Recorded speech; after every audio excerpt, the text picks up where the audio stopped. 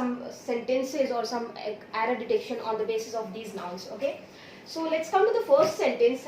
We have given I have many works today. In the last class I have told you we can use work in different ways.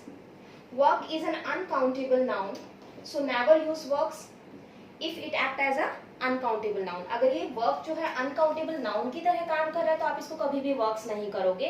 और यहाँ पे इसका जो usage होगा वो होगा वर्क, दैट मीन्स काम की सेंस में ये यूज होगा, like as a task. Okay, second जो इसका यूज होता है, सेकेंड आप वर्क शब्द का यूज करते हो साहित्य के लिए, दैट मीन्स साहित्य लेख, राइट.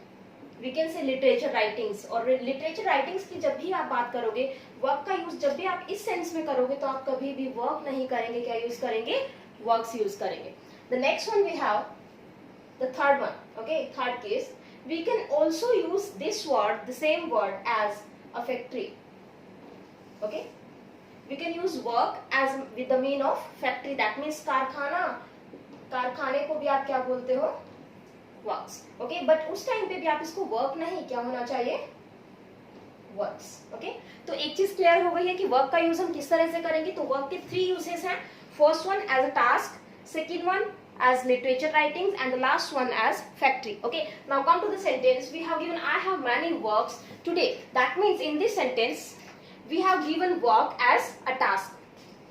जैसा कि सेंटेंस में समझ में आ रहा है कि आज मुझे काम, बहुत सारे काम है करने को, तो आप वहां पे मैनी वर्क्स तो कर ही नहीं सकते, बिकॉज ये क्या है? अनकाउंटेबल नाउन है. बट अगर आप एस को रिमूव करेंगे तो सेंटेंस रॉन्ग होगा. क्यों रॉन्ग होगा उसको समझ लीजिएगा, क्योंकि अनकाउंटेबल नाउन के साथ आप एक काउंटेबल वर्ड को यूज नहीं कर सकते हो.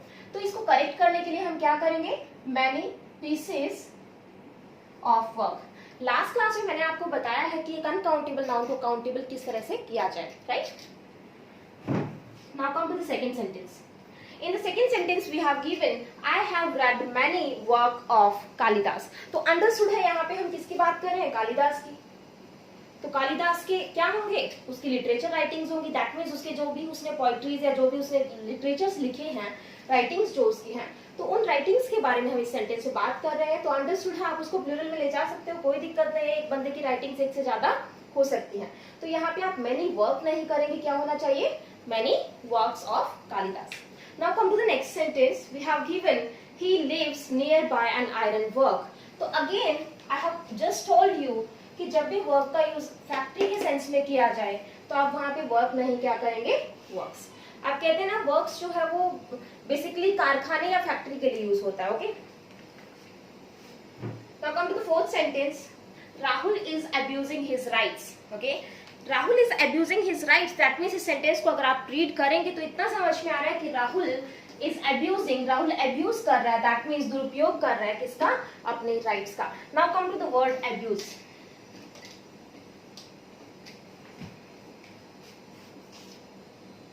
अब्यूज.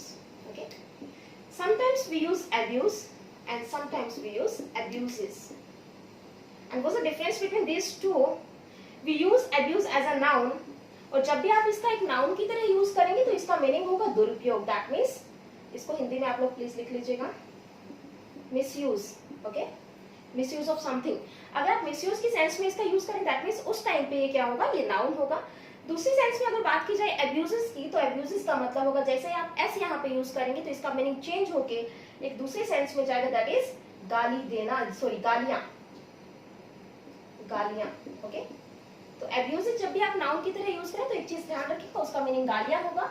और जब अब्यूज का एक नाउन की तरह आप यूज करेंगे तो उसका मीनिंग क्या होगा? मिसयूज होगा. One more thing, sometimes we use abuse as a verb. Okay, और जब आप इसको वर्ब की तरह यूज करेंगे तो इसका मीनिंग होगा गाली देना.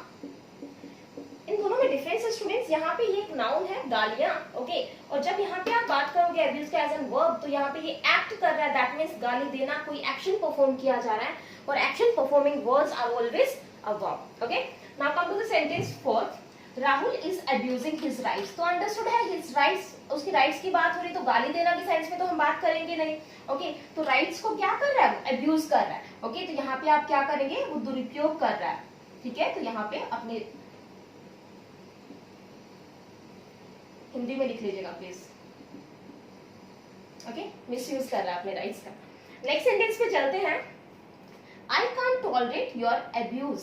ओके, यहाँ पे सेंटेंस समझिएगा, योर है दैट मीन्स पॉजेसिव एडजेक्टिव है, और पॉजेसिव एडजेक्टिव के बाद हमेशा नाउन आता है। ओके, तो नाउन जो है यहाँ पे ये वर्ड जो है ये as a noun create noun use होना चाहिए। आई कांट टॉलरेट, मैं टॉलरेट नहीं कर सकता क्या, योर अब्यूज, योर अब्यूज नहीं होगा, it should be your abuses, तुम्हारी गालियां मैं टॉलरेट नहीं कर सकता, क्योंकि नाउन है तो नाउन की दो ही तो मीनिंग है, एक मिसयूज और दूसरा गालियां। मिसयूज यहाँ पे सेट नहीं होगा according to the context of the sentence, तो हम क्या यूज करेंगे, गालियां। Now come to the next sentence, abuses of power breeds corruption, that means power का जो दुरुपयोग है वो किसको जन्म देता है, करप्शन को, दैट मीन्स आपके भ्रष्टाचार को। तो यहाँ पे सेंटेंस का मीनिंग हमें समझ में आ गया है, तो सेंटेंस के मीनिंग पे किस सेंस में एब्यूज का यूज किया गया है, दुरुपयोग की सेंस में। तो अंडरस्टूड है, दुरुपयोग की सेंस में आप करोगे तो एब्यूज नहीं करते हैं, क्या यूज करोगे, ओनली एब्यूज। फाइन, नेक्स्ट चलते हैं सेंटेंस पे। There are 26 letter in English alphabet. Okay, students, अब यहाँ पे जब आप इस सेंटेंस को रीड करते हैं तो आपको कुछ मिस्टेक्स तो समझ में आ जाएगी कि मैम लेटर नहीं होगा, 26 है तो there should be letters only. Okay, बिल्कुल ये लेटर्स होना चाहिए, right. One more error is there और नॉट। ओके, यहाँ कोई और एरर है या नहीं है सेंटेंस में, ट्राई कीजिएगा please. There are 26 letters, that means यहाँ पे 26 अक्षर हैं। ओके, किसमें, इंग्लिश की जो वर्णमाला है उसमें। तो इंग्लिश की वर्णमाला को आप क्या बोलेंगे, इंग्लिश अल्फाबेट्स और इंग्लिश अल्फाबेट, क्योंकि ये एरर कई बार एग्जाम में दिया होता है, तो ध्यान रखिएगा आप कभी भी अल्फाबेट्स का यूज नहीं करेंगे। Okay, it is wrong, there should be only alphabet. So now we have only a single error, that is letters. वो लेटर नहीं लेटर्स होना चाहिए, तो एक ही एरर था सेंटेंस में, आई थिंक समझ में आ गया होगा। अब चलते हैं नेक्स्ट सेंटेंस पे, and next sentence that we have is serving tea is an English custom. तो स्टूडेंट्स इस सेंटेंस को समझने की कोशिश कीजिएगा। Sometimes we use custom and sometimes we use customs, and what's the difference between these two words. Custom we use for रीति रिवाज, और जो आपके रूटीन में जो आपने देखा है इतने सालों से जो ट्रेडिशन है, ओके, उनको हम क्या कहेंगे, कस्टम। लेकिन कस्टम के साथ अगर आप एक्स का यूज करते हैं तो कस्टम की फिर से दो मीनिंग निकल के आते हैं। ओके, एक तो चलन की सेंस में हो जाएगा, दूसरा कस्टम का मीनिंग होगा सीमा शुल्क, दैट मींस जो एक्सपोर्ट ड्यूटी, जो एक्साइज ड्यूटी आप लोग देते हैं, that one is also customs. Okay, तो यहाँ पे सेंस किस सेंस में लिया गया है सेंटेंस को, serving tea is an English custom, that means ये जो टी सर्व करते हैं, अपने घर पे कोई भी आता है तो आप सबसे पहले उसे चाय कॉफी कुछ पूछते हो। ओके, तो ये टी सर्व करने का जो कस्टम है, ये रीति रिवाज जो है, कहाँ से है, ये इंग्लिश, द इंग्लिश पीपल से आया है, that means the English Britishers से हम लोगों ने अडॉप्ट किया है। ओके, तो इतना समझ में आ रहा है कि सेंटेंस में इसका यूज किस सेंस में है, चाल चलन, दैट मींस रीति रिवाज की सेंस में। तो आप यहाँ पे क्या यूज करेंगे, कस्टम और customs. Now sentence is already correct, there should be only custom, not customs. Okay, now come to the next sentence. He is a man of letter. Okay, students, he is a man of letter. There is an idiom in this sentence. A man of letter is an idiom, and the meaning of a man of letter is educated person. Educated person. That means वो एक पढ़ा लिखा इंसान है। तो यहाँ पे ध्यान रखिएगा, ये जो idiom है ये man of letter नहीं है, man of letters है। Okay, तो ध्यान रहेगा। चलिए, तो अभी डिस्कस करते हैं कुछ और words. Next one is fruit. We can use fruit in different ways. Okay, sentence you have given is fruit and vegetable should also be included in the diet. Oh, I'm so sorry.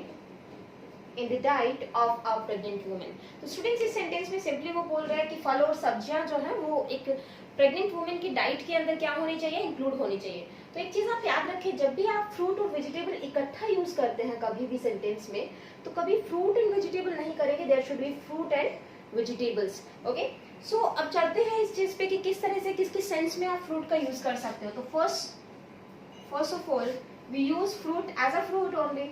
Okay, that means फल की sense में आप use करोगे, general sense बोल सकते हैं इसे, general sense. Okay, तो जनरल सेंस में जब भी आप फ्रूट का यूज करेंगे तो हमेशा ही आपने क्या यूज करना है, fruit. Okay, but whenever you have variety of fruits, okay, जब आप वैरायटी की बात करोगे, वैरायटी ऑफ फ्रूट्स, तो वहां पे आप क्या यूज करोगे, फ्रूट्स। तो फिर क्या यूज होगा, fruits only. Fine, next one, sometimes we use fruit, that means फल की या वेराइटी की सेंस में जो भी है। ओके, जब भी आप फ्रूट का यूज एज अ सब्जेक्ट करेंगे, एज अ सब्जेक्ट, क्योंकि ये जो वर्ड है ये एक नाउन है, तो might be it comes as a subject और it comes as an object. तो एक चीज याद रखें, एज अ सब्जेक्ट हमेशा आप सेंटेंस में जो फ्रूट वर्ड को यूज करोगे तो क्या होना चाहिए उसके पीछे, एस होना चाहिए, एज अ सब्जेक्ट, ध्यान रखिएगा। Okay, now come to the next thing. Okay, subject की बात हो गई, अब हम बात करते हैं एज एन ऑब्जेक्ट। ओके, एक ऑब्जेक्ट की तरह फ्रूट वर्ड को फ्रूट सेंस में भी यूज कर सकते हो, दैट मीन्स आप फ्रूट भी यूज कर सकते हो वहां पे और फ्रूट्स भी यूज कर सकते हैं, दोनों ही करेक्ट है, कोई इश्यू नहीं है। Okay, at last and the most important use of fruit is results. Okay, जब आप फ्रूट शब्द का यूज रिजल्ट्स की, नतीजे की सेंस में करें, मैं यहाँ लिख देती हूँ नतीजा। ओके, जब नतीजे की बात करें, क्योंकि आप कहते हैं ना फ्रूट्स ऑफ हार्ड वर्क, तो वो फ्रूट ऑफ हार्ड वर्क नहीं होगा, there should be only fruits of hard work. तो वहां पे भी आप क्या यूज करेंगे, फ्रूट्स यूज करेंगे। तो रिमेंबर अगेन, जनरल सेंस में आपने फ्रूट यूज करना है। जब भी आप वैरायटी ऑफ फ्रूट्स की बात करें, लाइक मैंगो, लीची, बनाना और कुछ भी फ्रूट्स की आप बात करते हैं, नंबर ऑफ फ्रूट्स की, तो आप वहां पे फ्रूट्स यूज करेंगे, ना कि fruit. Next thing, as a subject आपने फ्रूट्स यूज करना है हमेशा, एज एन ऑब्जेक्ट आप फ्रूट भी करेक्ट है और फ्रूट्स भी करेक्ट है। और लास्ट जो मोस्ट इंपोर्टेंट है, that would be result, in the sense of result. अगर आप परिणाम की सेंस में इसको यूज कर रहे हो तो हमेशा ही क्या यूज करना है, आपने फ्रूट्स यूज करना है। आई थिंक समझ में आ गया होगा यहाँ तक, fine. Now come to the next thing, now come to the example. First example हम क्लियर कर चुके हैं, तो यहाँ पे जब भी इनका इकट्ठा यूज किया जाए फ्रूट एंड वेजिटेबल का, तो आप फ्रूट एंड वेजिटेबल्स यूज करोगे, क्लियर है, ध्यान रखिएगा। यहाँ पे ये वाली चीज जो है ये एप्लीकेबल नहीं होगा। चलिए नेक्स्ट देखते हैं, fruit of hard work is sweet. Okay, अब यहाँ पे खुद समझिएगा, आप कह रहे हो मेरी मेहनत का फल जो है, या फिर मेहनत का फल कैसा होता है, मीठा होता है, हमने सुना है ये प्रोवर्ब हमेशा। तो फ्रूट ऑफ हार्ड वर्क नहीं होगा, आप इसको किस सेंस में यूज कर रहे हो, रिजल्ट की सेंस में। तो यहाँ पे क्या होना चाहिए, there should be only fruits of hard work is sweet. Okay, चलिए अब ये अनकाउंटेबल है, इसलिए आप यहाँ पे क्या यूज कर रहे हो, इसका यूज कर रहे हो। ओके, अब चलते हैं थर्ड वन सेंटेंस में।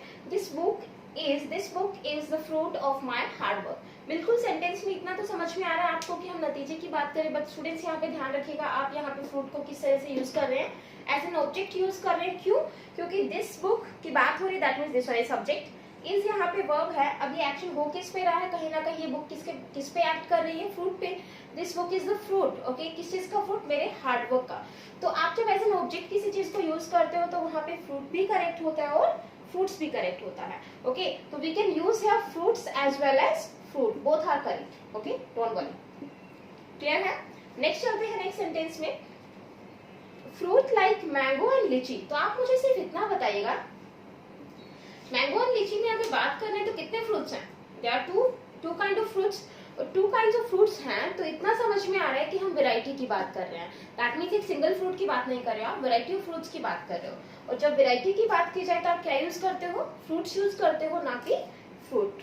ओके, तो there should be only fruits, fine. चलिए नेक्स्ट,